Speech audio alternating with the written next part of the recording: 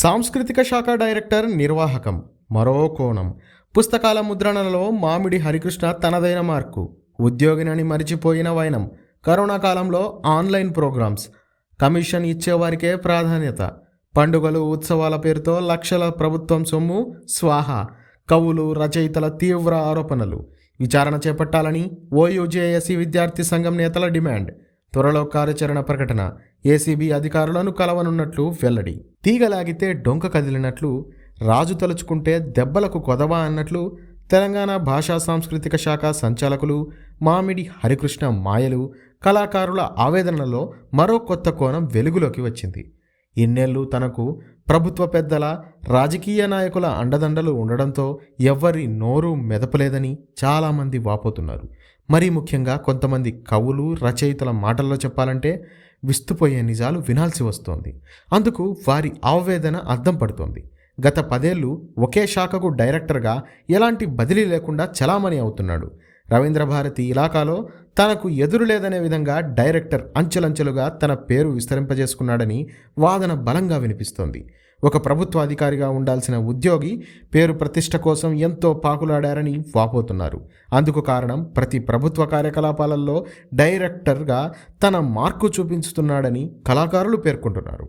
ఆరోపణలు. తెలంగాణ భాషా సాంస్కృతిక శాఖ ఆధ్వర్యంలో చిందు యక్షగాన కళాకారుడు వివిధ జిల్లాలు ప్రాంతాలలో ప్రదర్శనలు, జానపద ఉత్సవాలు నిర్వహించాలంటే అందుకు కమిషన్లు ఇచ్చిన వారికే అవకాశాలు కల్పించేవారిని, కళాకారులను ఇవ్వాల్సిన రెమ్యునరేషన్లలో చేతివాటం తీసుకున్నారని కళాకారులు చెబుతున్నారు. తెలంగాణ కళాధారణ పేరిట 116 రోజులు రవీంద్ర భారతిలో ప్రదర్శనలు ఏర్పాటు చేసి లక్షల రూపాయల ప్రభుత్వ సొమ్మును తన అనుచరులకు అప్పజెప్పినట్లు తెలుస్తోంది.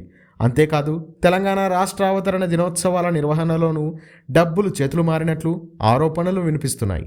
ఈ భారీ కుట్ర వెనుక గత ప్రభుత్వంలోని పెద్దల పాత్ర ఉన్నట్లు గుసగుసలు వినిపిస్తున్నాయి. అందుకు ప్రభుత్వంలోని ఒక కీలక వ్యక్తి పేరు చెప్పి అందరినీ బెదిరించేవాడని తెలుస్తోంది. రవీంద్ర భారతి వేదికగా తెలంగాణ భాషా సాంస్కృతిక శాఖ సౌజన్యంతో వందలాది ప్రోగ్రామ్స్ జరిగాయి. అందులో తనకు నచ్చిన కొంతమంది కళాకారులకే, అంటే కమిషన్లు ఇచ్చేవారికే మళ్ళీ అవకాశాలు ఇవ్వడం పరిపాటిగా మారిందని కళాకారులు చెబుతున్నారు. గోదావరి పుష్కరాలు, బతుకమ్మ వేడుకలు, బోనాల నిర్వహణ, రవీంద్ర భారతి రిపేర్ల పేరుతో లక్షల రూపాయలు వృధా చేశారని కవులు రచయితలు వాపోతున్నారు. భాషా సాంస్కృతిక శాఖ ప్రచురించిన అన్ని పుస్తకాలకు సంపాదకుడిగా తన పేరే వేసుకున్నాడని రచయితలు ఆవేదన వ్యక్తం చేస్తున్నారు. అంతేకాదు ప్రభుత్వ పరంగా ముద్రించే పుస్తకాలన్నింటిలో సీఎం మంత్రుల ఫోటోతో పాటు తన ఫోటో కూడా వేసుకునేవారని కవులు రచయితలు అభ్యంతరం వ్యక్తం చేస్తున్నారు. ఎవరైనా రచయితలు రాసుకున్న పుస్తకాలలో తన పేరు పెడితేనే పుస్తకం అచ్చుకు పంపిస్తానని బెదిరించేవారని కొందరు రచయితలు కన్నీటి పర్యంతమయ్యారు. 100 ఏళ్ల భారతీయ చిత్రం మరియు సాంస్కృతిక శాఖ పేరు మీద తీసిన డాక్యుమెంటరీలలో కమిషన్లు తీసుకున్నట్లు తెలుస్తోంది. హోదాను అడ్డుపెట్టుకుని పలు తెలంగాణ సాహిత్య అకాడమీకి సెక్రటరీగా, ఇన్ఛార్జి కార్యదర్శిగా అదనపు బాధ్యతలు తీసుకొని ఉన్న కొన్ని రోజులలో కరోనా కాలంలో కూడా అనవసరపు ఆన్లైన్ ప్రోగ్రామ్స్ ఏర్పాటు చేసి ప్రభుత్వ ఖజానాకు గండి కొట్టినట్లు విశ్వసనీయ వర్గాల సమాచారం. అక్రమాలే చేసి డబ్బు చేసుకున్నాడు. తన పలుకుబడి పరిచయాలతో 2019లో ఉత్తమాధికారిగా అవార్డు తీసుకున్నాడు. తన చాకచక్యంతో పైరవి చేసి గోల్డ్ మెడల్ తెచ్చుకున్నాడని కళాకారులు తెలిపారు. దీపం ఉండగానే ఇల్లు చక్కబెట్టుకోవాలన్నట్లు తెలంగాణలోనే ఏ ప్రభుత్వ అధికారి అనుభవించని రాజ్య మర్యాదలు, పరిచయాలు, పేరు ప్రతిష్టలు సాధించి మరో పదోన్నతి కోసం పైరవీలు మొదలుపెట్టినట్లు తెలుస్తోంది. ఈ సందర్భంగా ఈ కొత్త ప్రభుత్వమైన ఇలాంటి అధికారులు ఉపేక్షించకుండా రవీంద్ర భారతి సాక్షిగా చేసిన అక్రమాలపై విచారణ జరిపించాలని ఓయూ విద్యార్థి జేఏసీ సంఘం నేతలు డిమాండ్ చేస్తున్నారు.